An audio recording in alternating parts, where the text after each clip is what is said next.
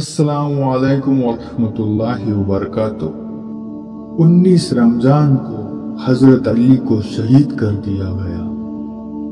اصل میں حضرت علی رضی اللہ عنہ کو میدان میں تو کبھی کوئی ہرا نہ پایا، کیونکہ ان کی طاقت کے آگے بڑے بڑے بہادر کمزور پڑ جاتے تھے۔ اس لیے ایک بدبخت انسان نے نماز کی حالت میں انہیں چپکے سے شہید کیا۔ حضرت علی رضی اللہ عنہ کو قتل کرنے والے ظالم انسان کا نام عبد الرحمن ابن ملجم تھا۔ ابن ملجم دراصل پہلے حضرت علی رضی اللہ عنہ کا ہی ساتھی تھا اور اس نے آپ کے ہاتھوں پر بیعت بھی کی تھی، لیکن پھر صفین کی جنگ میں وہ باغی ہو کر دشمنوں کے ساتھ جا کر ملا اور جنگ نیروان میں اس نے حضرت علی کے خلاف جنگ لڑی، لیکن اس جنگ میں وہ اپنی جان بچا کر کوفہ شہر بھاگ گیا۔ کوفہ شہر میں ابن ملجم کی ملاقات ایک بہت ہی خوبصورت لڑکی سے ہوئی جس کا نام قطان تھا۔ اسے دیکھتے ہی ابن ملجم اس کا عاشق بن گیا اور جا کر اس سے کہنے لگا کہ اے لڑکی، میں تم سے شادی کرنا چاہتا ہوں۔ وہ لڑکی حضرت علی رضی اللہ عنہ سے بہت زیادہ نفرت کرتی تھی، کیونکہ اس کے باپ نے حضرت علی کو کافر کر کے جنگ نیروان میں ان کے خلاف تلوار اٹھائی تھی، کہ جس کی سزا میں حضرت علی نے خود ہی اسے قتل کر دیا تھا۔ اس لیے اس کی بیٹی قطان حضرت علی سے اتنی نفرت کرتی تھی کہ ہر وقت اس کے خون کی پیاسی رہتی۔ جب ابن ملجم اس قطان نامی لڑکی کا عاشق بن گیا تو اس لڑکی نے ابن ملجم سے کہا کہ اگر تم علی بن ابو طالب کو قتل کر دو گے تو میں تم سے شادی کر لوں گی۔ لڑکی کی محبت میں آ کر ابن ملجم حضرت علی کو شہید کرنے کے لیے تیار ہو گیا۔ یہ سن 40 ہجری کا سال تھا اور رمضان کا مبارک مہینہ چل رہا تھا۔ اس وقت حضرت علی رضی اللہ عنہ کی عمر 63 سال ہو چکی تھی۔ رمضان میں حضرت علی رضی اللہ عنہ اپنے بچوں کے ہی گھروں پر افطار کیا کرتے تھے۔ سارا دن کا روزہ رکھنے کے بعد حضرت علی رضی اللہ عنہ افطار کے وقت بہت کم ہی کھانا کھاتے۔ ایک دن آپ کے لڑکوں میں سے کسی نے پوچھا کہ آخر آپ اتنا کم کھانا کیوں کھاتے ہیں؟ تو حضرت علی رضی اللہ عنہ نے جواب دیا کہ اب میرا جانے کا وقت آ گیا ہے، میں نہیں چاہتا کہ میری موت ایسی حالت میں ہو کہ میرا پیٹ بھرا ہو۔ 19 رمضان کی رات حضرت علی رضی اللہ عنہ اپنی بیٹی ام کلثوم کے گھر پر مہمان تھے۔ بیٹی نے افطاری میں جو کی روٹیاں، دودھ اور نمک پیش کیا تو حضرت علی رضی اللہ عنہ نے فرمایا کہ دودھ کا پیالہ اٹھا لو اور پھر نمک اور روٹی سے افطار کیا۔ افطاری کے بعد نماز میں مشغول ہو گئے۔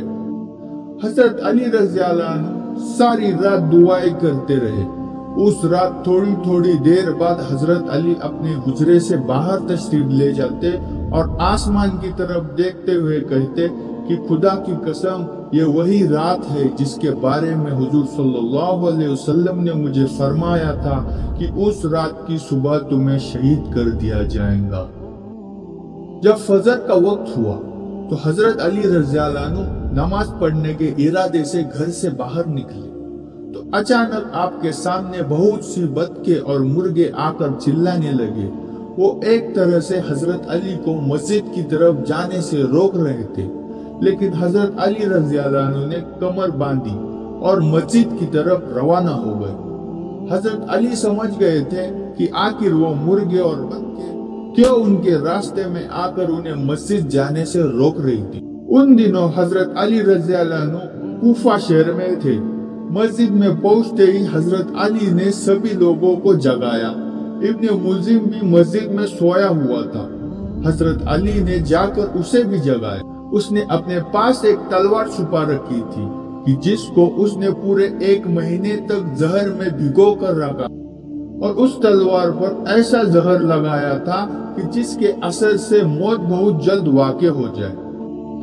جب حضرت علی رضی اللہ عنہ نماز فجر پڑھانے کے لیے امامت کے مصلی پر کھڑے ہوئے اور پہلی رکعت کے سجدے سے سر اٹھایا تو ابن ملجم نے موقع دیکھ کر حضرت علی رضی اللہ عنہ پر وار کر دیا۔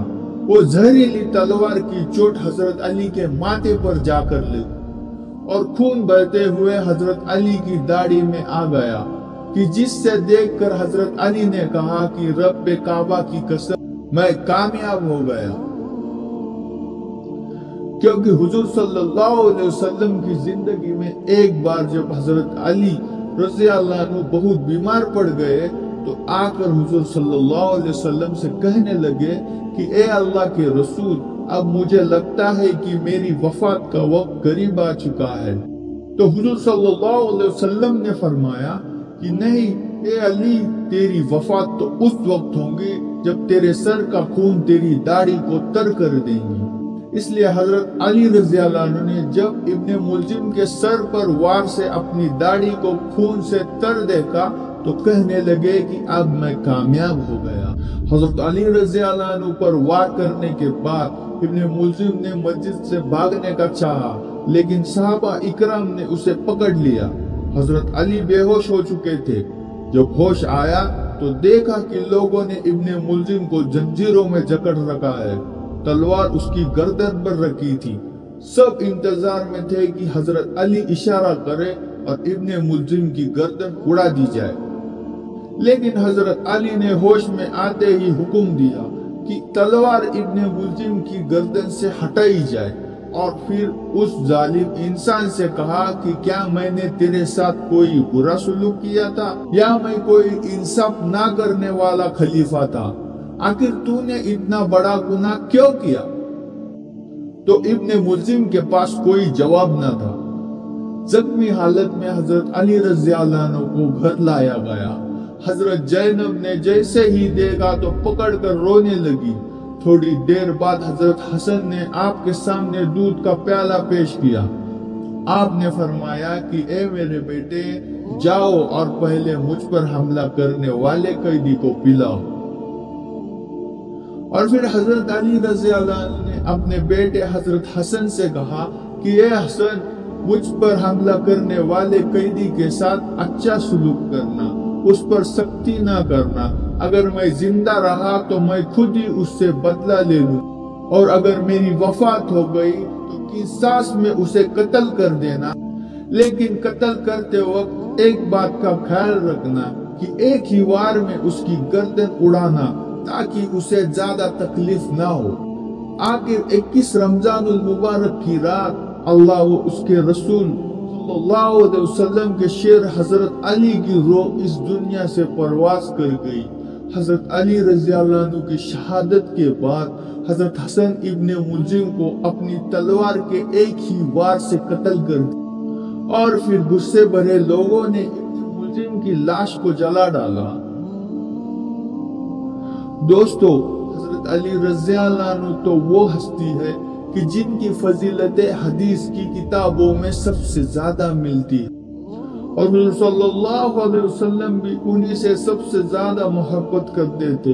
یہاں تک کہ ایک بار حضور صلی اللہ علیہ وسلم نے حضرت علی رضی اللہ عنہ کا ہاتھ پکڑ کر اپنے سینے پر رکھا اور کہا کہ اے علی، کیا تو اس بات سے راضی نہیں کہ جنت میں تیرا گھر میرے گھر کے سامنے ہوگا؟ تو حضرت علی رضی اللہ عنہ کی آنکھ میں آنسو بھر آئے، اور آنسوؤں کے ساتھ مسکراتے ہوئے حضور صلی اللہ علیہ وسلم کو جواب دیا کہ اے اللہ کے رسول، میں راضی ہوں، میں راضی ہوں۔